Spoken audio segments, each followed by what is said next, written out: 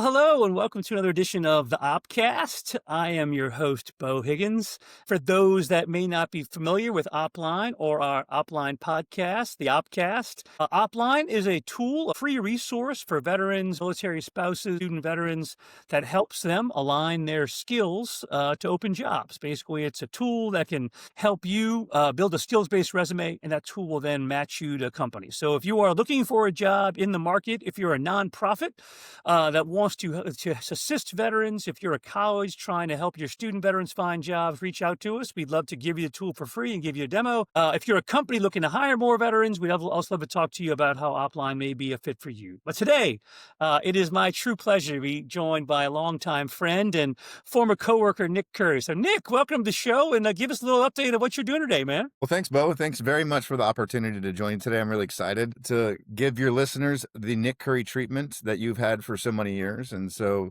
appreciate the opportunity. My name is Nick Curry. I'm currently the head of military programs and strategy at Blue Origin. For those of you that don't know Blue Origin, we are the aerospace manufacturing company, and we have a mission where we want to see millions of people living and working in space. And we do that as we are building the road to space through all of the infrastructure that we're building here on Earth, with the goal to take the harmful things that we're doing on planet and take it off planet so that we can live in this beautiful planet in a better way than it is today. Blue Origin means Earth. There's only one Earth. And so our founder really wanted to make sure that we did as much as we can to protect where we are today so that millions of people can live and work in space for the benefit of Earth. And so we have several different launch vehicles and several different operations in play right now. Most notably, we just launched over Veterans Day week our second New Glenn rocket. We deployed 2 satellites on behalf of our customer NASA that are on their way to Mars soon. We recovered our first stage booster on Jacqueline, our drone ship in the middle of the Atlantic Ocean. And that was the first time that anyone has ever done that before. It landed perfectly. And I'll tell you right now, I have worked in lots of places, done lots of cool things in the military, but I've never had a day at work like I did when that booster landed on that drone ship. It was an unbelievable feeling where everyone at the company was watching at the same time, and we all got to experience that. And so because of that, the company understands that in order to do that more and more, you'll hear a term at Blue Origin called getting to rate. To get to rate, we need the best people. And it just turns out that this company has a passion and an understanding of how important the military community is for us to get to rate.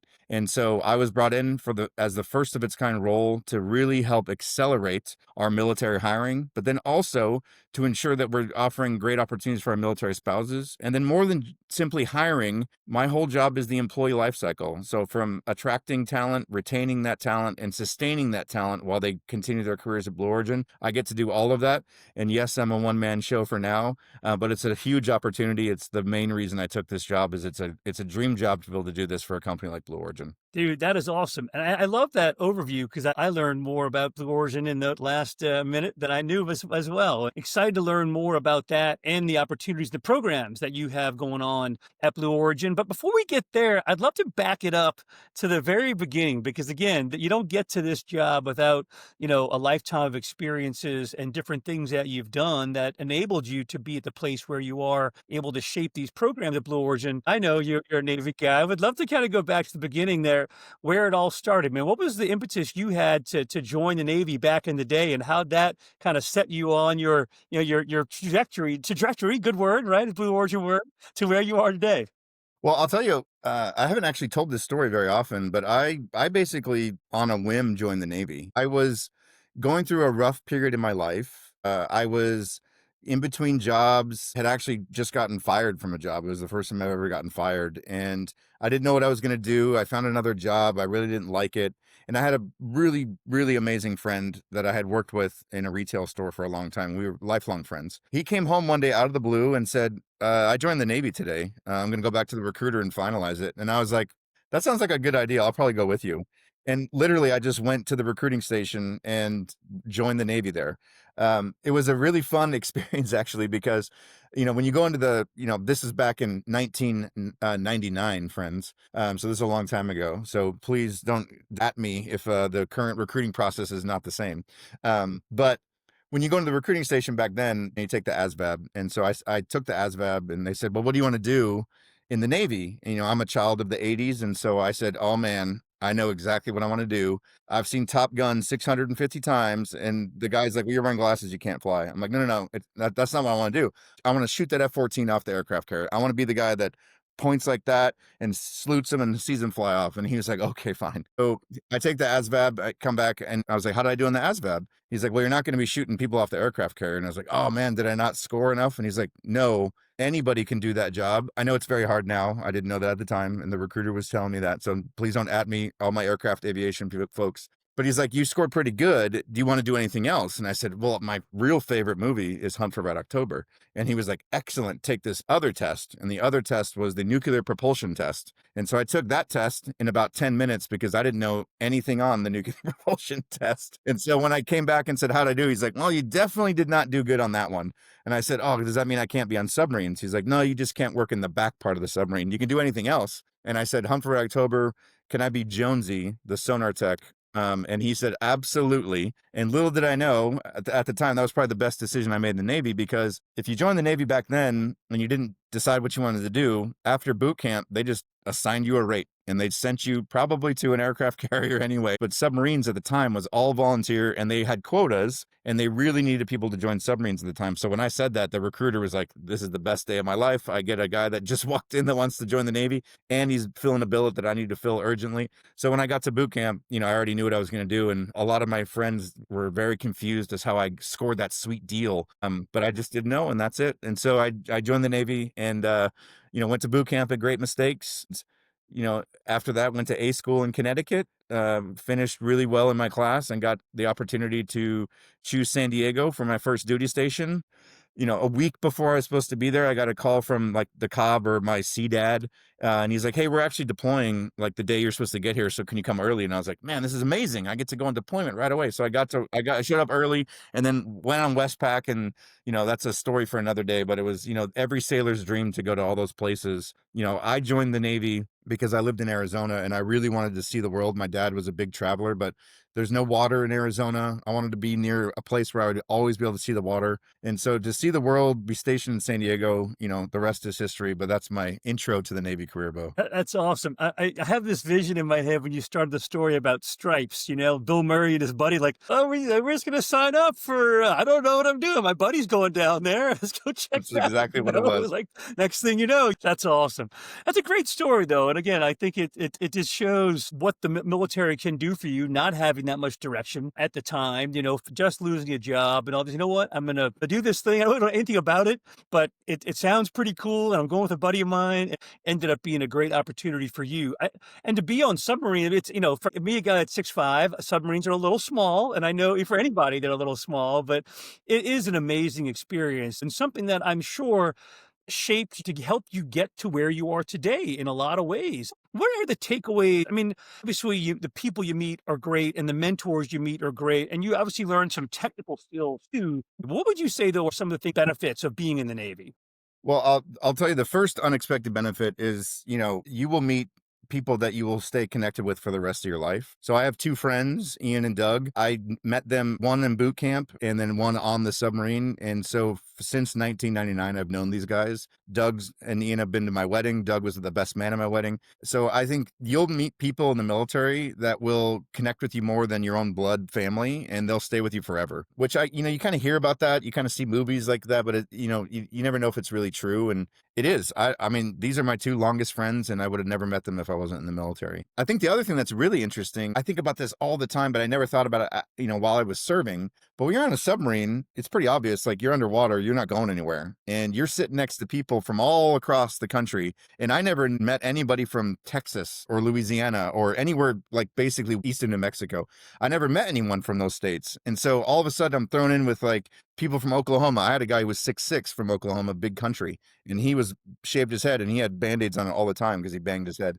But you get to meet a lot of people, which is great. It's awesome to meet people and understand, different perspectives and the way they grew up. But what's really interesting about the military is it does not matter if you are aligned with them politically, religiously. It doesn't matter. Sports, it doesn't matter. You can talk all that through and have conversations and like get really heated. But at the end of the day, your job is to make sure that submarine accomplishes its mission. And that's the overarching thing, and nothing will get in the way of that. So it really taught me how to deal with a lot of different people, like in a very just required way. And then you can apply that when you get out of the military to a civilian world. And it's not as challenging in a civilian world, when you come into a place where you've never done something. My biggest job after the military was Amazon. I'd never thought in the world I'd work at Amazon. I didn't think I was smart enough. I didn't think I was going to be able to, catch up to everything. I figured I'd be found out. But when you get into Amazon, that spirit of like just figuring out how to deal with people and understand how to connect with people, that is a skill that is very important in corporate America, because not a lot of people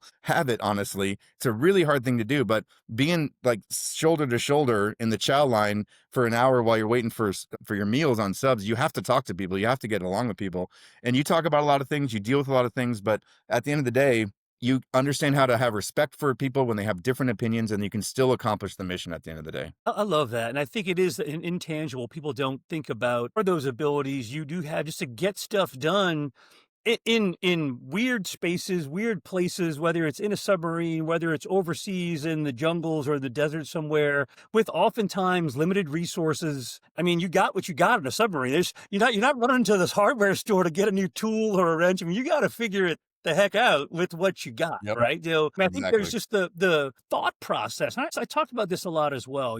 There's something about the diversity of thought and the way you solve problems and problem solve that the military gives you, that is something that translates very well to the civilian sector, because most kids, or most people that are starting their first job out of college, haven't had to deal with those challenges, right?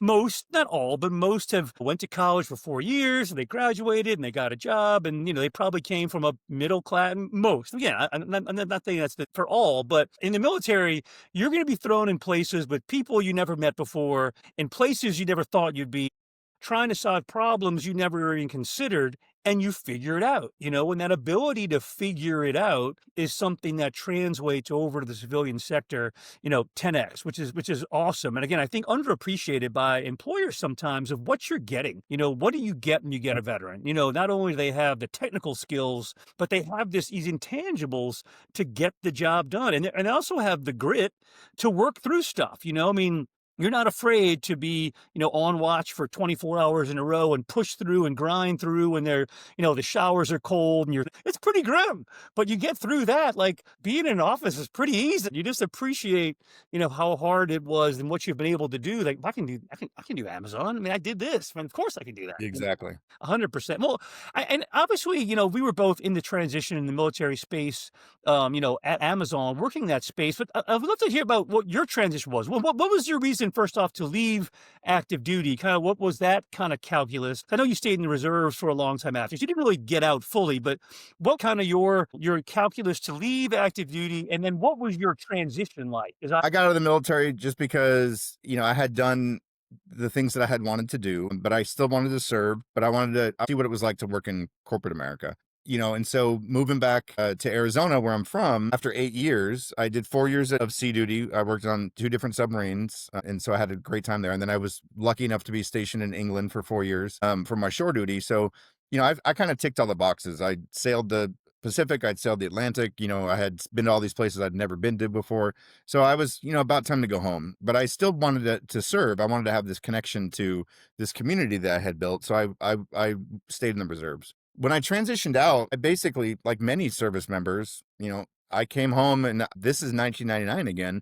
There was no op line. There was no hiring our heroes. There was really, TAP is still the same, still pretty bad. But other than that, there weren't these like great connections with nonprofits really being intentional about helping service members find jobs. So I went back home and I just went to a job fair, a regular old job fair, and ended up interviewing on the spot for Starbucks, and had a really great interview. And for all those exact reasons that you and I just talked about, Beau, they were impressed with my background, understood the connection to service and the military, and the ability to stick to things and not get frustrated. And I'd never interviewed for a civilian job before. So when I got home, I got a call, and it was, hey, we want to offer you an assistant manager job. And I had talked to my buddies that were getting out, and I was like, I don't know what the big deal is. Like, I just got a job offer. Like, it's not that hard. But then I started to think about it, and I was reflecting on the reasons I joined the military, what I'd learned from my time in the military about service and connection and supporting and being a servant leader. And at the time, USAA had a pretty decent operation in Phoenix, and I was like many of my service members and probably a lot of people listening. When you call USAA, especially back in the early 2000s, they really were like all about the member, and they cared about you, and you felt like you were a family. And I was like, man, I kind of want to work there because I always feel good when they call. So they were also doing a job fair. So I got into an interview. This is like the week before I'm supposed to start at Starbucks. And so, I mean, and again, this is my second interview, my first real interview with like a panel. And I'm sitting in this room. I'll never forget this with John, who's the hiring manager. And he's done with the interview. And he's like, do you have any questions for me? And I was like, yeah, I don't know if I'm supposed to ask this, but did I get the job? And he's like, oh, he was very uncomfortable. He's like, that's not how it works. And I was like, oh, okay. I'm like, well, I really want this job. And he's like, well, oh, okay, cool. Oh, that's great. Thanks a lot. And I'm like, but I really want to work here. And he's like, what's going on? And I was like, I got a job on Monday at Starbucks, and I just don't want to work there. And this is like a Thursday. And I was like, so if you could like tell me tomorrow if I got the job, I really appreciate it, because, and this is an entry level call center job. I was making more money at Starbucks. So when John called me on Friday, you got the job, I was like, yes, this is fantastic. I call Starbucks and I'm like, hey, I really appreciate the offer. I love your coffee. I just right now, I got an opportunity I really don't want to turn down. It's with USAA. And they're like, oh, did they give you a manager job? And I was like, no. And they said, are they paying you more money? And I said, no. And they said, I don't understand, why are you taking the job? And I said, it's because of the way the company makes me feel. And that's something that I've always taken with me as a civilian in corporate America, is how do you feel working for a company? And then how does that company make the people that are serving it feel? And I got a really good lesson about that. And so I was really excited that I got the opportunity, and I worked at USA for 8 years and really enjoyed everything, learned a ton about it. But that's how I got into that first job after the military. Just hilarious. All the wrong things to do, right? It's easy. I show up. They offer me a job here. I showed up. I love the questions at the end. Do I have the job? I mean, I can't imagine. I got it right. That is hilarious. That is really fun. But it worked out. Obviously, he knew you were persistent, and you laid it on the line. Like, either if you don't give me a job, I'm going over to Starbucks. So this is it. It's one of the things I tell people today. You probably tell them too. Like in an interview, the company wants to know if you want to work there. So it's a thing that a lot of people forget to do in an interview, is talk about why they want to work at your company. Like otherwise, it's not exciting for the interviewers. Little did I know, I did that right away, and it's something I take. Not the exact way I did it, Yes, but in a different way. Very direct. So I have it. Right. Where do I sign? Where do I sign? That's right. That's awesome. That's awesome. And then from there, I guess, just kind of walk through your career journey from there. What has been your kind of progression from there? 'Cause that's a pretty entry level. You're the guy, right? Yeah. I mean, that's a big, Yeah. we have a big facility here in Tampa. I pass by it all the time going to the airport, so that's a thankless job. That's starting off on the ground level. And you obviously have moved up well. What have you done, or what's been the path to get to where you are now? Because I know a lot of people we talk to all want to be in this space, so kind of what was your journey to do that? Yeah, I mean, I think I was very fortunate for many reasons, but the greatest gift that I was ever given by working at USA actually was the first day of orientation when we were getting our badge photos, because I was in line getting my badge photo, and this person turned around and said, what are you going to do for your badge photo? And I said, this is the early 2000s. I'm probably going to do like, some Zoolander. I was thinking like blue steel. And the person thought that was hilarious. And that ended up being my future wife. We met the first day at work at USAA together. And so we've been together ever since then. We met in 2000. So that was the best decision I ever made, getting out of the military to get off active duty, because I would have never met my wife if that was the case. And so I'll always have a fond place in my heart for USAA. But I think what was interesting is, again, I didn't realize this at the time, but when you have a chance to reflect on all of the things that you picked up in the military, and you really just sit down and you're intentional about what you learned, all of the things that I picked up in the military really benefited me well at USAA, because the job was entry-level call center, right? So I was the guy that when you called why your insurance rates went up, like you yelled at me. Like that was my job. Thank you for calling USAA. This is Nick. Why did my insurance rates go up? Well, you have a 16-year-old son that just got their driver's license, or this is your third accident in 6 months. So I was that person. But I think it was also the ability to just kind of like talk to the members and have a conversation. And also, it definitely helped that most of USA's members back then were, either active duty or veterans themselves. So, once they realize you were a veteran, they kind of like everyone's guard goes down. As soon as you like do the secret handshake, everyone's like, oh, cool, you're one of me. So it was just easier to talk to the members. And so that just naturally allowed me to progress easier.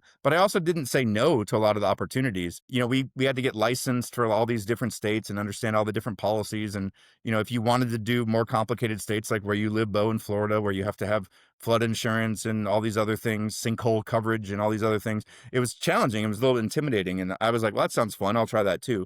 And so I moved from entry-level call center to a sales role with every company has sales. And so when you first joined and you didn't have a membership, help talk to you and talk to you about what you wanted to do and understood what your life was and understand what you're trying to accomplish. USA's mission is to help the financial security of its members. And so we talked about that, and it was really interesting to talk and learn. And so I was successful there. And then I had an opportunity to go into management, and I ended up moving from insurance to sales to banking and doing car loans, which I'd never done before either. But it was all because, yes, I want to try that. Yes, I know how to lead people. Yes, I've done that before. And then the last job I had was operations analyst. And that's when I really got into like understanding how business ran, being an entry-level employee and then working as an employee and individual contributor, even as a manager, you don't really get an insight into the business very much. But I worked for an executive vice president and I was her biz ops analyst. And that was a really interesting role. And it really peeled back the curtain of like why USA was successful. It's because of the mission. It's because of the way they treat their customers. It's because of what they're trying to do in the community. And so that like led me to be bold and try to get out of Arizona, because my wife's originally from Washington, where we live now, and she really wanted to move back to Washington. And so I found a job through LinkedIn. So much like anyone's ever told you, you're never going to get a job by just applying, an entry-level job maybe, but the jobs after that, you're going to have to network. And so I scoured LinkedIn and did a bunch of research. Where are the best places to work? Where are they in Washington? What's the best about them? And connected with someone on LinkedIn about a role at Expedia. And he was a military guy that I got connected to after the first person I met was like, hey, I don't know anything about the military. Here's this guy. And he connected me and said, hey, there's a job coming open. I think you could do it. Talk to the hiring manager. And so I was talking to him, and I mentioned something about submarines. And he was like, oh, you were on submarines? And then he's like, I'm going to schedule an interview with you. And so we did a formal interview. And I remember I was at USA. I had to drive across the street because I didn't want to do the interview on campus. I wanted to like be respectful. So I like sat in the middle of the summer in my car, where for some reason with the air conditioning off, and was sweating buckets in this car doing in the movie theater parking lot across the street. But I remembered going through like my background, my experience. But as soon as he's like, tell me more about submarine. And as soon as I found out he liked submarines, I was like, this is interesting. And then he said, I'm a big Hunt for Red October fan. Huge. Like, it's my favorite movie. I watch it anytime it's on. And I was like, I remember in my head thinking, I am totally getting this job. Right. Because when he said that, I said, well, my job on the submarine, I said, Mike, who's your favorite person in Hunt for October? He's like, Jonesy, man. It's got to be Jonesy. You're in, dude. And I was like, Mike, my job on the submarine was Jonesy. I was a sonar tech. And he's like, no way, this is amazing. And I said, I'll do you one better. In the movie, the submarine that jumps out of the water in The Hunt for October is the Dallas on the movie. But in reality, it was the USS Houston. And that was the submarine I was stationed on. I wasn't on during the movie, but I was on that. He's like, you were on the movie. He's like, oh my God, I can't wait for you to get up here and start. So I knew I had the job after that phone interview. But it's another thing I tell people all the time. You're not going to get a job without networking, and you're not going to get a job or be successful without finding a connection that you can, talk to people about and understand by just having a conversation. And so that got me up to Expedia. And Expedia was fascinating of a company. I really enjoyed my time there too, because going from a company that was all about the member and the customer service with USAA to a company that frankly was a for-profit company, my first time ever working for one.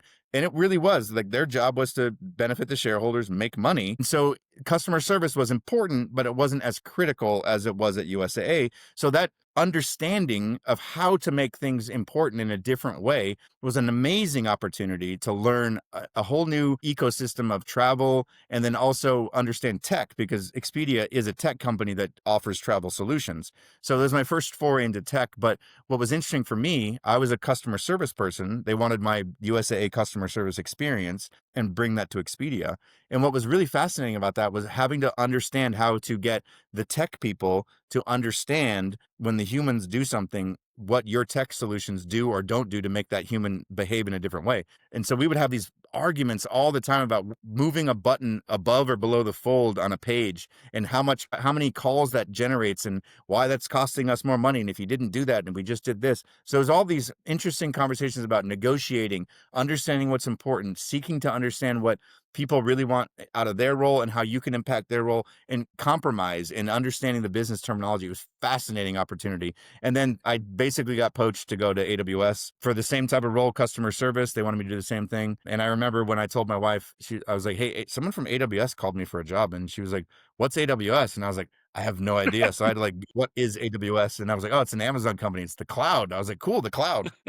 But yeah, that was my transition all the way through back up to Amazon It's before I pretty left for funny. I mean, years. I will hammer the point of networking, and I say that on every time, any podcast I'm on, anyone I talk to. I mean, I say all the time, there's a one-letter difference between networking and not working. So you better be networking That's if you want to exactly find right. a job. And again, networking is not a dirty word. People think it is, and people in the military think networking is a dirty word. Well, that's what you did in the military. When you're in line in the chow hall, you're talking to your buddy because when you need, when you want a cheeseburger at 2 a.m., he can hook you up, right? That's networking. When you Exactly. want the auto dog machine to work and you need a guy to hit his face, that's networking. It's called maybe something different in the military, but that's how you get stuff done is just having a Yep. network of people, right? And I think people give it a bad Exactly. connotation, but certainly want to hammer that home. And I think it's funny that what you highlighted was interesting too, though. Every company is different culture. Obviously, USA's culture very different than Expedia's, very different than Amazon, AWS, right? Not bad, not good, but you need to understand that if you are a job seeker, that is a very important piece to understand in the interview process, to understand the culture you're getting into. Because again, I think you can probably do the job at many different companies, but do you want to be in a culture like that? Because there are going to be different expectations and the ways to be successful are going to be different at a USAA than they are at Expedia, than they are at an AWS. And I think that's something people don't think about a lot. It's like, oh, I want the job or I want this because of that. But like, spend some time on the culture. It matters, right? Well, and that's a good segue into why I'm here at Blue today, because the culture, the mission, and the ability for this company to do amazing things it's the reason I joined the company. Honestly, we all had a mission driven lifestyle in the military, and for some of us, when we get out, we seek that out, and we want to always be doing something that is bigger than ourselves, something that we feel like we can be contributing to for a bigger kind of reach and bigger opportunity to be impactful. So when this opportunity came up at Blue, I mean, I'm telling you right now, the mission driven lifestyle at Blue Origin is like nothing I've ever seen except for the military. Everybody understands what we're trying to do. Everybody understands what our goals are, and everyone is doing as much as we can to support each other. Whether you are turning a wrench, whether you're pressing the launch button, whether you're coding the software for the autonomous landing, or whether you're supporting veterans and military spouses in my role, we all are doing the same thing. And it is entrenched in this culture here. It's a fascinating place to work because of that. And, we launch things into space and make astronauts. And so it's pretty cool as a private company to be able to do both of those things. Kind of, if people are interested in Blue Origin, 'cause again, I think people kind of know about it. It's a rocket company. I mean, it's out there. But if you're a veteran interested in Blue Origin, talk about some of the things you're looking to do programmatically that people should know about, how they can contact you, how they can learn more. So again, I think you're growing. It's on that path right now, and obviously a great place for veterans, and you're helping make that happen. What should veterans know about Blue Origin and the opportunities there, the programs there, and how to become part of that great culture? Yeah, I think the best way for anyone to go take a look is to go to blueorigin.com/careers/military. That's our brand new military page that we didn't have before I got here. So I got that turned on right before Veterans Day. And it really gives you a high level overview of all of the things that we're trying to do in the military community. We talk about our workforce. Blue Origin has a lot of veterans that work here. If you want to come work and be around other veterans, more than 10% of our workforce is veterans. We talk about our skill bridge programs there. We have have a very active SkillBridge program. We are really keen on using SkillBridge as much as we can for people to transition out, because there are many roles that you can transition directly off of the military and continue to do that same job if you want to at Blue Origin. We also talk about our benefits. We talk about our military spouse policies, and all the people that you see on that website when you go to it are veterans that work at the company. So one of them is Megan. She's our first ever SkillBridge hire. So we want to talk about how SkillBridge is a great pathway. Whether you're using a third party or whether you're doing it on your own, we can support you any way we want. But outside of that, we're also redoing and looking at our benefits packages. We want to make sure that our veterans have the best benefits for our Guard and reservists that are still serving. We are very supportive of our Guard and Reserve folks that are still serving.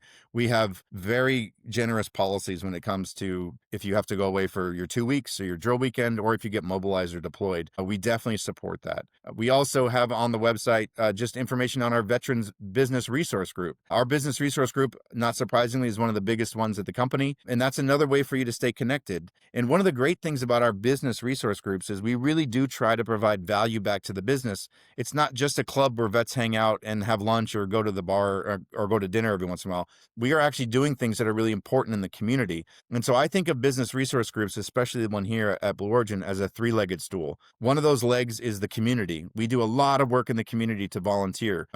Some of our sites are doing Wreaths Across America. We did participation in a lot of the Veterans Day parades. We were on Patrick Air Force Base during the 9/11 ceremony.